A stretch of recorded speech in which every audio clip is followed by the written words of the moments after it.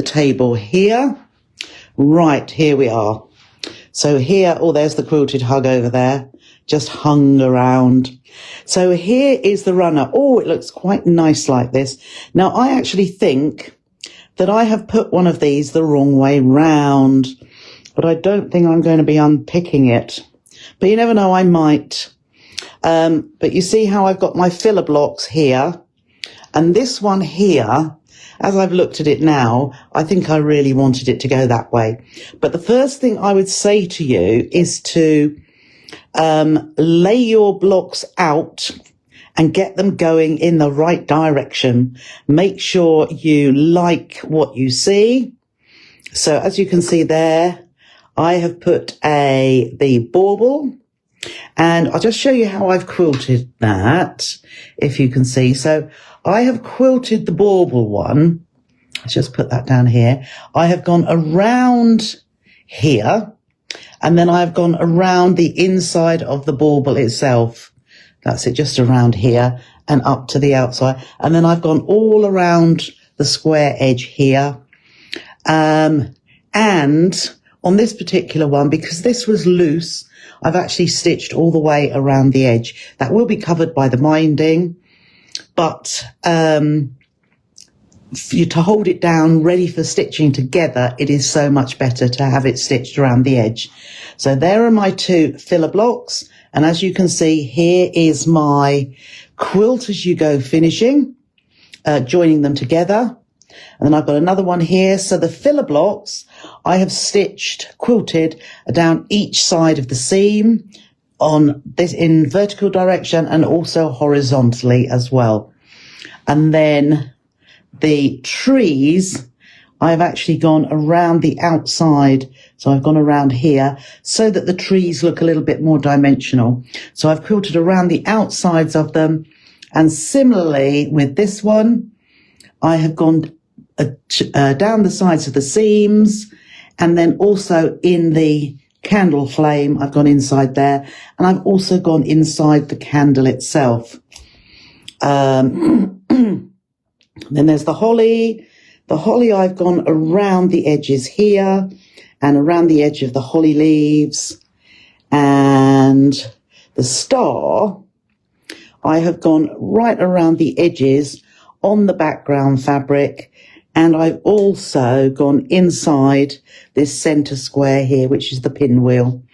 And the candle I've gone outside of the tray, the candle tray or the candle holder, and then also inside as well, and inside on the red, and then around the top of the candle, and then down these side seams. It looks as though I should have stitched around the edge here because that is loose as well. And then the last filler block. Okay, so I'll just pop this down like this for a moment, because what you'll see that I've done, once I had quilted, I got this is rather a large ruler, and I made sure, and I trimmed it down, and you can see that is exactly 8.5 and 8.5. So the whole block and all of the blocks are 8.5 inches square. So most of them, it doesn't really matter how you trim, because they are all either bounded or, a straight edge like this. So if you trimmed a little bit more off this side than the other side, it wouldn't matter. It's the star one that is most important because you've got the points here. So hopefully, so when you're trimming it, just make sure you're not trimming off any of the points and you will be absolutely fine. So if your blocks have all come out a little bit larger, what you could do is measure your blocks, and you will actually trim them all to the smallest sized block. So if you have got a block that's only 8 inches, then trim them all to 8 inches square. And then because mine are 8.5, I have then cut my strips that are going to join. So these were my joining strips here. I'm cutting my strips 8.5 inches long. So you will cut your strips that are exactly the same length as the length of your block, or the measurements for your block. I'm going to go back over to the machine now, and we'll join a couple together, and I'll tell you exactly what the measurement should be. So I'm first of all going to join this one to this one. So I'm just going to put one on top of the other while I take that over to the machine here. Right. So let's pop that out of the way. Pop those two down because that is where they're going, side by side. So no, I'd stitch the top ones together. There we go. But I'm going to show you how when we're joining the bottom. I've only just started, Jack, so no problem there. Okay, so we've got our two blocks here. Let's just put that like that so that you can see. And we're going to join this one to this one. So you can see, well, we can see from this one, I've got all the quilting done. I like to have a bit of quilting. So with the quilting, I had my stitch length at, what did I have it at? Between 3.5 and 4, because I like it to stand out, and it really does there. And it almost looks as if it's hand stitching, but it's machine stitched.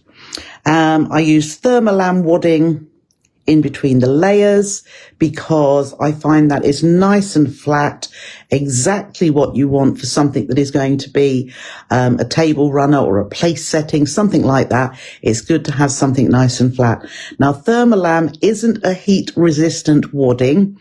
It does have some, what would you call it? Some part of it that allows a little bit of heat resistance, but please don't take it that it is going to stop your best oak table getting heat marks if you're putting something hot on top of it. If you wanted it for that, then I would use Insulbright, which is a heat resistant wadding. So thermolam, I mean, a lot of people say, oh yes, it is for heat resistance, but it isn't completely. There may be a little element of it, but not totally. So what we need to join these two together is we need one strip, which will be on the top. So you're going to have one strip that is the same length as the length of your block. And as I said, mine is 8.5. Make sure it's the right way up. So I've got an inch wide strip here, and then I have also got a 1 3/4 inch wide piece, which I've folded in half, wrong sides together. So I've got the right side here and right side here, and you're going to fold that in half and press it so that it has got a nice, neat folded edge, which is going to show on the back. And I should have shown you on the back to show you what it looks like. So what we do first of all, we're going to take the one to the left, the block to the left. We'll put this out of the way at the minute, but keep it in the correct orientation for how you want it to go together. So I'll put that out of the way. And the first thing we're going to do is we are going to put our 1 inch wide single strip right sides together. So right side down onto that, onto the front of the block. So I'm going to line that up, and I used to do this, stitching this at the same time, but this is the little trick that I found. Because, as you'll probably realize from times that you've been stitching, because the feed dogs take the, I don't know whether it's the top or the bottom, but unless you use a walking foot, you will get two pieces of fabric that slips a little bit. And what I was finding was that one of these edges, either this strip or my folded one, was coming out a little bit longer at the end. So if you just first of all stitch your single layer onto your block, and if your block is underneath, that is stable, and your top piece should be absolutely fine and stitch down and stay perfectly in place. So I've got my stitch length at just standard 2.5 because I'm going through wadding as well as fabric. And I use my fingers to just make sure none of the fabric is stretching. Okay, so down here, it should meet up the whole way down. Okay, like that. And then we've got minimal slippage there. So as you can see, I've used a 1/4 inch seam allowance, and that's going to turn to the right side. Now, as I say, what I have done in the past, I have also had my folded on the back. So I've stitched through all the layers at once, but I've decided it is much better to do it one at a time. So if we flip the block over now and we put our raw edges lined up with the raw edges of our block, and I'm still stitching with my 1/4 inch seam allowance, so it should go over the top of the previous line of stitching. And then this, and again, I'm not allowing this to stretch at all either. You can pin down here if you want to, but it's quite a short seam, just 8.5 inches, and that should stitch all the way down. I've got the tiniest bit of slippage there, but we've then got a flappy bit here, but it's got a folded edge, which is what we want. We want it to be nice and neat. Let's see. Dum-de-dum. Da-da-da-da-da. Sorry, I was just looking at dreaded COVID. Oh dear. And Sonia, oh my goodness. Right, so having done that, we're going to flip back to the other side, right? And then we'll bring our other block in. So we have it, and I would do this every time. Put your block next to where it is going to go.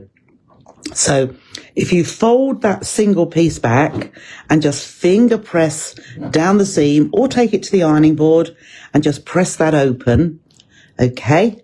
And then you've got your next block sitting next to it, and you know this has got to go right sides together. So you take this block and you flip it over so that it's right sides together, like so. And then you can turn it over because we'll stitch from this side. And then again, because our firm block is underneath, if we just line that up, make sure it's lined up at the top and the bottom, that should line up perfectly. And we're going to stitch with a 1/4 inch seam allowance down this side as well. Okay, so it tends to sit really quite well when we're going down here. And the 1/4 inch seam allowance is a crucial element really, because what happens is, of your inch strip, what we have here, we've got a 1/4 inch seam allowance and a 1/4 inch, which when they're folded in, they come together on the back. Can you see how those two edges line up? And that has got wadding in there. If we just joined them together like that and stitched, we'd have 2 layers of wadding in our seam, as well as 1, 2, 3, 4, 6, or more layers of fabric anyhow. But this way, we have got our, as you can see, the wadding just butts up to each other. And then what we can do is fold this folded piece and give that a little nail press, or press with your iron if you've got it right next to you. And so that's just opened nicely.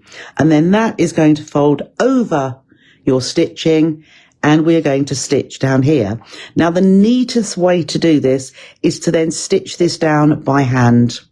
But you know me, I like to be a little bit quicker, and quick means use the sewing machine. So what I look at when that folds over, I'm looking at that row of stitching there just being so that this folded edge just covers the stitching. And if you look at that the whole way down, And I'm going to stitch on that fold very close to the edge of the fold. Okay, so I've got my presser foot. So this right hand leg, I've got the folded edge up to the inside of that leg. And then I don't pin it down, but I'm just looking to see, and I'll just pull this out a little bit to make sure that this folded edge is just going over the stitch line. And that way we can hopefully get a nice neat front with the stitching just. So I'm just looking at that. And we don't want to pull this down. There we are. Otherwise, so I'm just looking at that. Otherwise, these aren't going to line up nicely as we want them to. So let's just pull that down. Whoops, I missed that little bit there. So I've got a little bit of slippage there, but I'm sure I can trim that little bit off. So it's nice and neat down here. And then on the front, oh, that's not too bad at all. On the front, you can see that row of stitching is just on this piece that we've joined. I could then also, if you want to make it look even, I could stitch just inside the other side of this bound strip as well. But that actually, you see how that lines up quite nicely at the bottom. There's the tiniest little bit there, which I'm just going to snip that off. There we are. So now that is also nice and straight too. Okay. So that was one. So we'll turn it back to the right direction and we'll join the next one. So I'll just stand up and fetch the next block in. So this is my next block, which is going to sit next to here. So I'll take that out of the way for a minute. Let's just pop it under there. No, let's pop it over here, keeping it in the right orientation. And then again, we need our 1 inch wide single strip and our 1 3/4 inch wide, which is folded with wrong sides together. So we've got the right side on the outside, and I'll set that over here for a minute because I'm just going to stitch the single piece onto the top of this block, right sides together before we do anything else. So just line that up at the top perfectly, and then it should also line up at the bottom perfectly also. So if we want to put a little pin just to make sure that it starts right at the top, because what can happen at the top edge, it can slip down a little bit, and then you've got too much fabric at the bottom and not enough at the top. So again, still using our 1/4 inch seam allowance. Let's start here. And I'm sort of pushing my fabric just to make sure it doesn't stretch. I want that to fit down this edge perfectly because it was made to fit. Okay. And we don't want it to stretch to be longer than this edge. And I'll say you probably will get just a minimal. I can see there's the tiniest little bit, but you can hardly see that. And then we will open that out to the right side. Nail press along that edge so that the seam is fully open. There we are. And yes, but we don't want that at the minute. So I've pressed it ready, but we want to make it lay flat back. And then let's just flip this over. And when we flip it over, we've then got our folded piece, which we are putting right sides together on this edge as well. Raw edges aligned, so always the fold is on this edge here, and just make sure that lines up as well. That does. And then pop it under your machine, and we'll do the 1/4 inch seam allowance again. So as long as this piece is folded absolutely perfectly in half,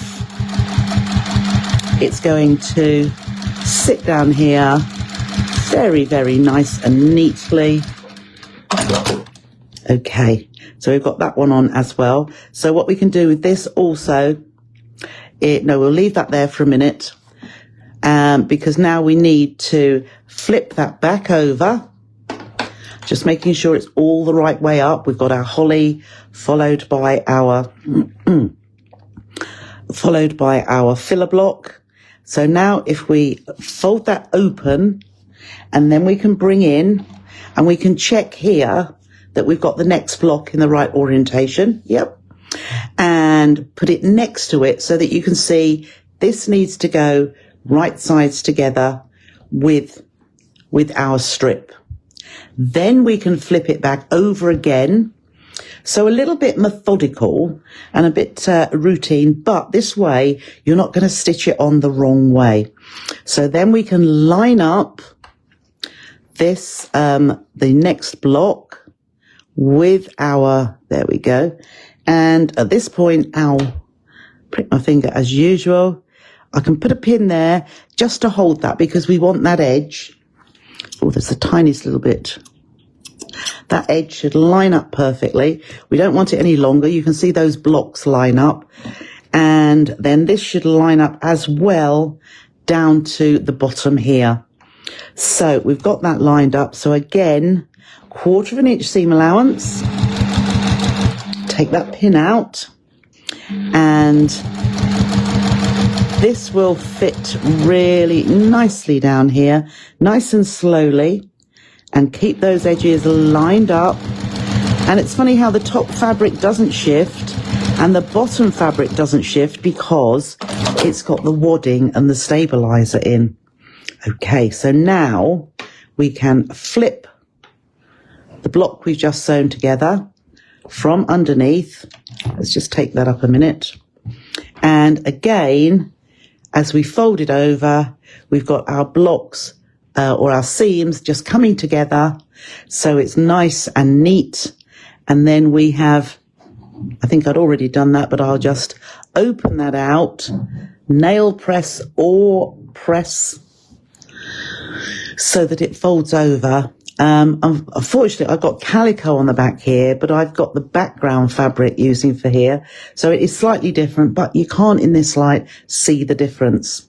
So again, just check that this folded edge is just over where the stitched line is. Let me see if I fold that back.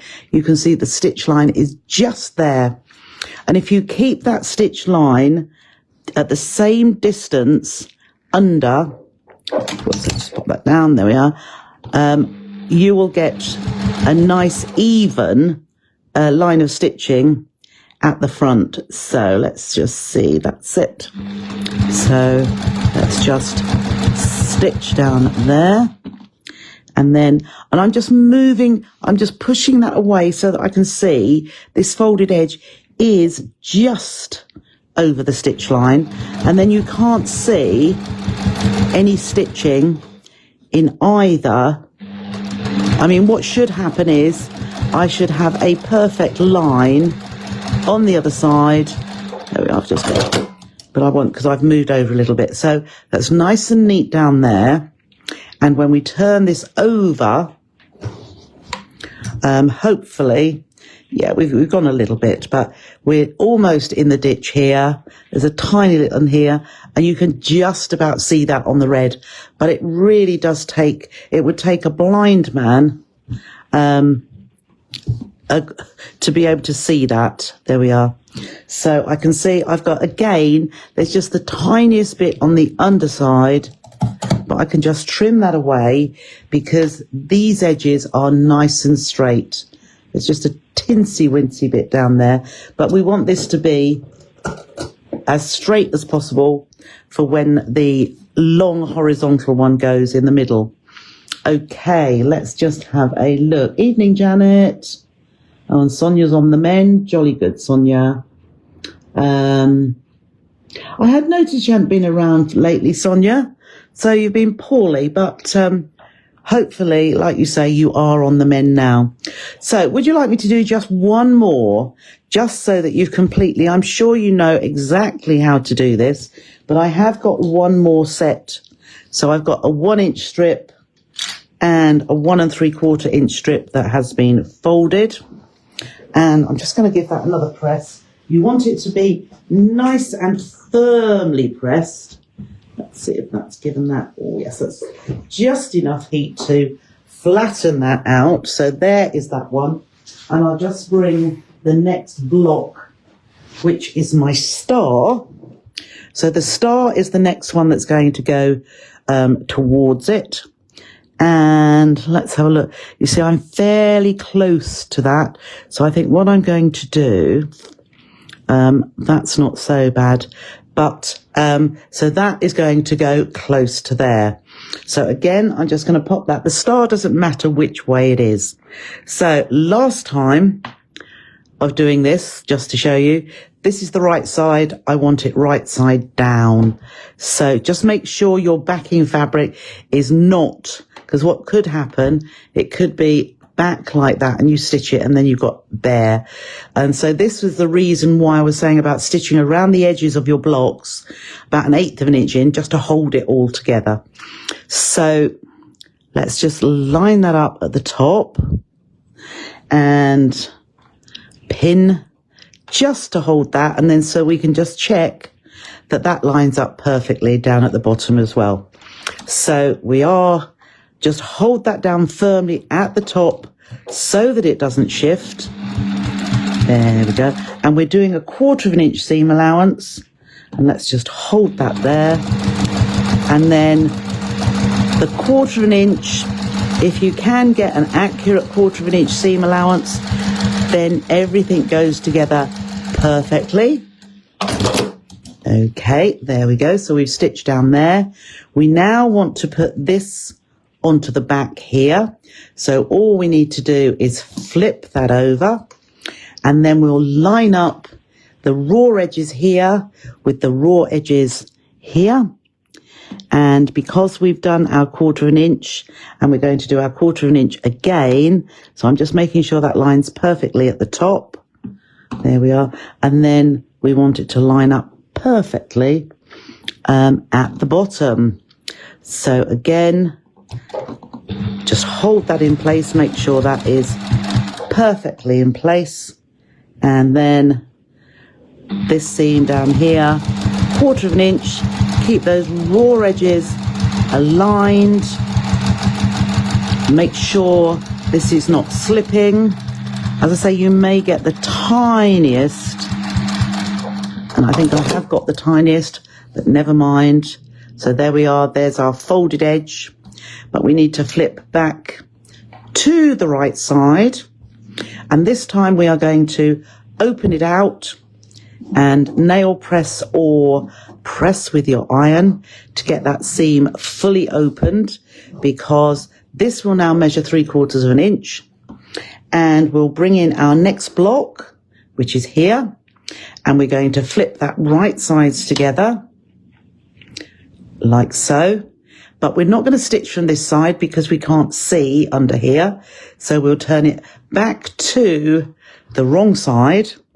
And again, just line that top edge so that it's perfectly aligned. That way you're not going to get any of that slippage that I keep talking about. Pop the pin in there, and then we can also see that that lines up perfectly at the bottom. So under your machine and lined up with the edge, take that pin out. I'm holding the bottom, and I'm also making sure that these edges are perfectly aligned as well. And I can see this, on this one in particular, the fabric doesn't slip at all. It's still as perfect at the bottom as it was at the top. So then we can pull out that block from underneath, and automatically those just butt up together. It's so satisfying to see those blocks align. And that is because I've used my 1/4 of an inch, and I've done a perfect 1/4 of an inch each time. So the last bit we need to do is open that out, open the folded piece out, and then I'm just nail pressing that open, or rather it folded over. And then we're looking at this edge being just over that stitch line. So let's just see, that looks good.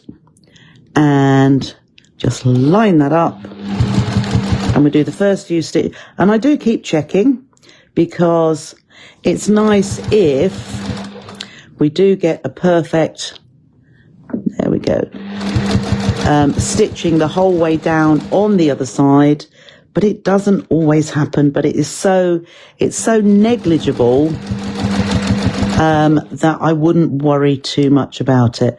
So it's this little bit at the bottom here that you need to just move to the side, because it does tend to just float itself in a little bit.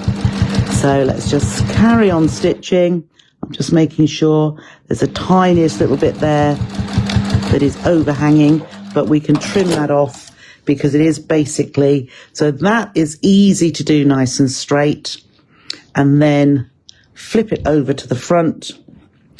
And yeah, we've wandered just a little bit, but you see, I've just got that tiniest little bit here, but we can just trim that so that it's level with those two blocks at the top. And that's level at the bottom as well.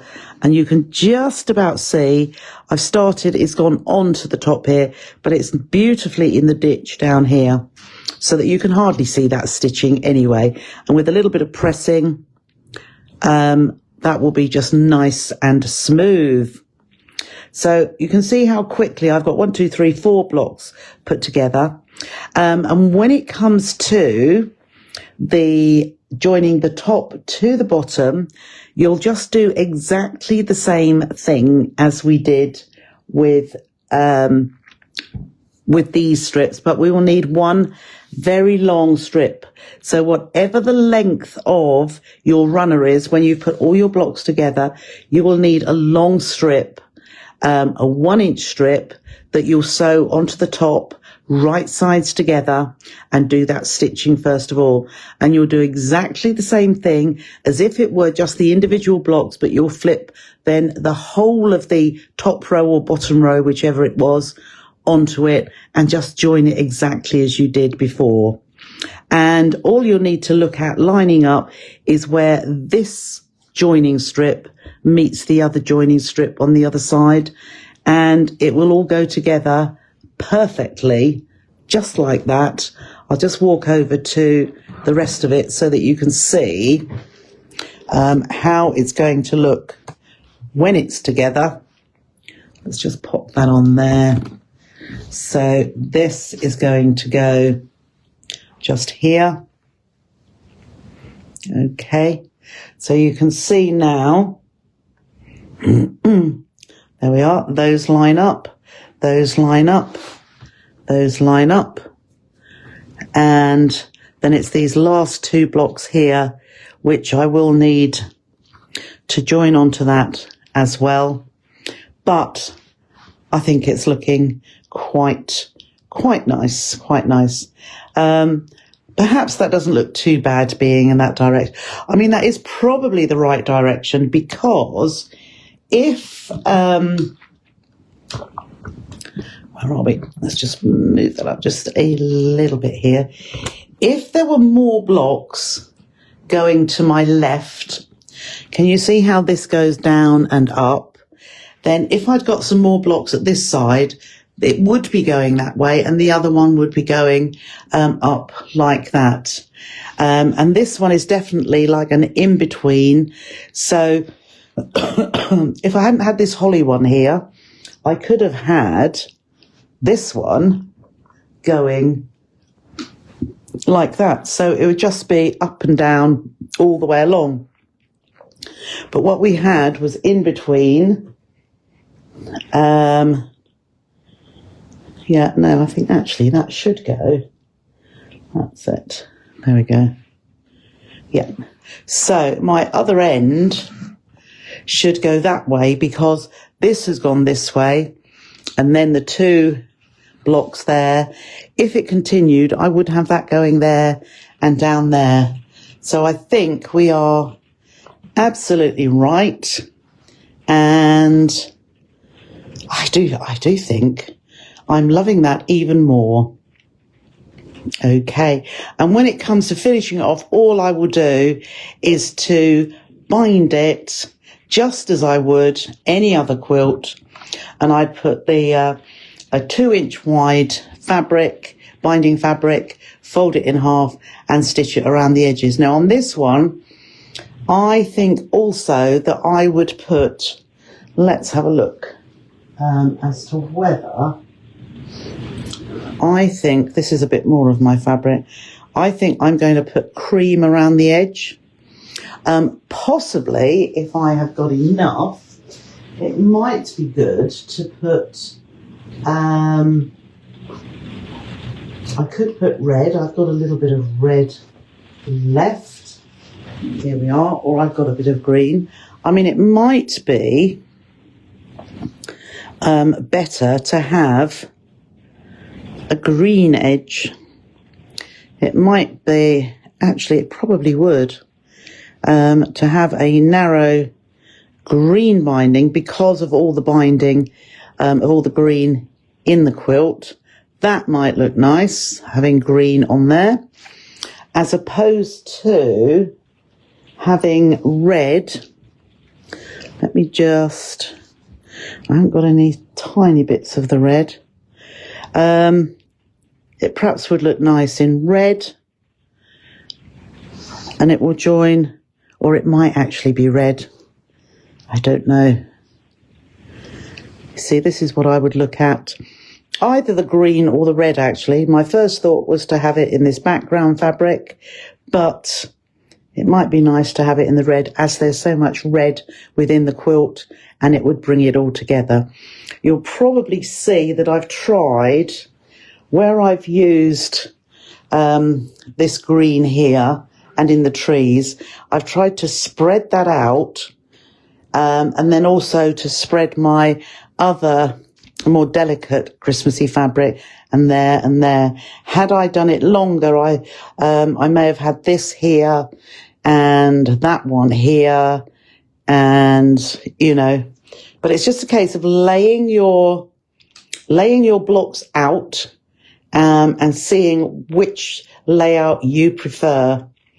But basically, that is it. That is it for a year.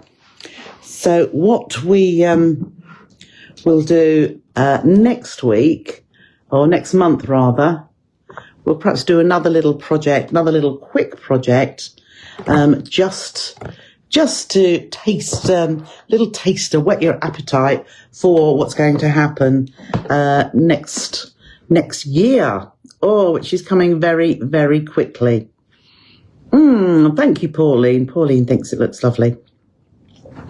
Yes, I think you're right, Nikki. I think the green did look right. It's because it's that little bit darker, and I like a dark edging. I like to bind it. Oh, Jack likes the green as well. Tony likes the red. What shall I do? I suppose, no, it might make it look, I was going to say perhaps I could do a scrappy one and alternate red and green to go around the edge. That might be an idea. The reason I wouldn't put I'm not going to put a border on there, because the border would just then be single fabric. And I'd have to think about how I'm going to put a little bit of wadding in the binding to even it up. Which it can be done, and people do that. They would stitch just the fabric borders on and then add wadding to the back of it and butt it up to the edge of the actual blocks which have got wadding in. But it's a little bit of a faff, and you would probably have to use 505 spray to hold it to the fabric. And as I say, it's just a little bit, I would probably quilt it then as well. I might think about doing zigzag quilting to hold the wadding to the border fabrics if I were going to put a border on it. But I think I'll leave that as it is and just put a binding all the way around the edge, so it's not too fussy. What I go for, red or green. Pat says green. I'll perhaps put a little post up in the group and see which people think would be the best, and then go with that. I'll put a little poll, red or green for the border. Binding, rather than not the border, the binding. Oh, it's starting to rain. Okay, so hasn't taken too long, has it? And I'm sure it won't take you too long either. So, as I say, I've only used 6 blocks plus 1, 2, 3, 4, 5, 6. So there's 12 blocks there. I've used 6 of the individual and then 6 filler blocks. I mean, it may be that you want to put it together differently. Perhaps with those filler blocks, if you've made them all, you could do filler blocks around the outside and have just 4 blocks in the middle and make it a 9 by 9, because there were 8 blocks and probably 10, there were 18 blocks.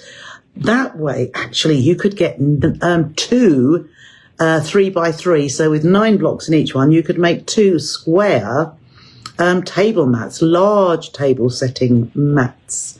Always scope, always scope. Now, green. Oh, yes. Sounds to me as though green is going to be the way to go. Just before I go, what was it, about 4 o'clock time, and I thought, do I go and have a nana nap, and I didn't feel tired, or do I do something? And I thought, I keep reading orphan blocks. What do you do with your orphan blocks? So this is nothing to do with the festive runner.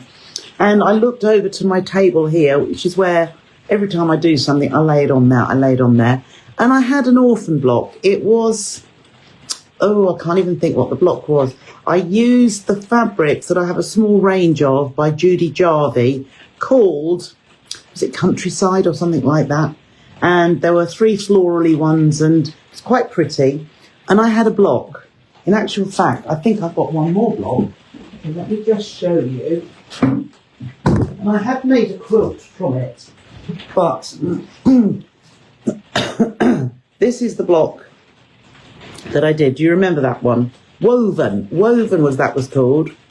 Yes, so I didn't use the best colours there, but I had one of these blocks as well. So this is what I made with my, there we are. So this is an orphan block, right? So all I did is started off as that block, just like that. And I cut 2 pieces of fabric that are already in there. I think there's a bit more, yeah. So I've got a bit of that fabric there. 2 pieces, I think they were 3 inches long, and the block is about 9.5. Right. So I cut myself 2 pieces, 3 inches by 9.5, and then it's got that's not a seam, that is from the block. And all I did was pop zip tabs on the end of my zip, pop the zip in, or rather, sorry, I should have said I added this fabric to the top of each side of the block, and I put a little bit of broderie anglaise, okay. And then, I used calico for my lining because I hadn't got anything else there. And I've just made myself a pretty little pouch instead of having an orphan block sitting there. So, if you've got an orphan block, what nicer, quicker thing could you do than make a pouch and just adding something a little bit different? You know, it'll do for something, won't it? Okay, so I thought I'd show you that because I rather enjoyed making it. Oh, it's gone a bit bandy on here. Oh, yes. Thank you, Jack. Oh, right. I'm going to love you and leave you now. I'll leave you. You've still got at least 6 weeks to get your festive runner made for the big day. But if you want it on your table at the beginning of December, then you need to get cracking now because you've only got, 19 days. So just under 3 weeks to get it finished, which for ladies of your capabilities, that is no time at all. You'll have it done by tomorrow evening. Anyhow, that's if you've got nothing else to do. Yeah, that's what I think. Quick Christmas. And it satisfied I want to make something. And I do like putting zips in. And yeah, just a little bit different, isn't it? It's made something out of something which would have just sat there. And you can see the sides here. I didn't cut squares out of the corner. I just folded up. You know how you get a piece of, so if that was my pouch, I just folded that in like that. And that's how I did it. So I had that concertina. When you push that bit in the bottom, like that, and you just sew down the edge, and it gives that nice little triangle at the sides, which gives you depth to the, or gives you that base there. Fusible fleece on the back of this as well, so nice body to it, but not too hard, but it will sit there. Just think, on your craft store, bound to have some craft fairs coming up, I know. Okay, I will stop waffling now, and I will see you not tomorrow, but I'll see you on Thursday because it's starting to rain. Thursday's going to be that block on the wall. I think I put that. And then on Friday, we'll do a lined drawstring bag. So enjoy the rest of your evening and tomorrow, and I'll see you on Thursday. Bye for now.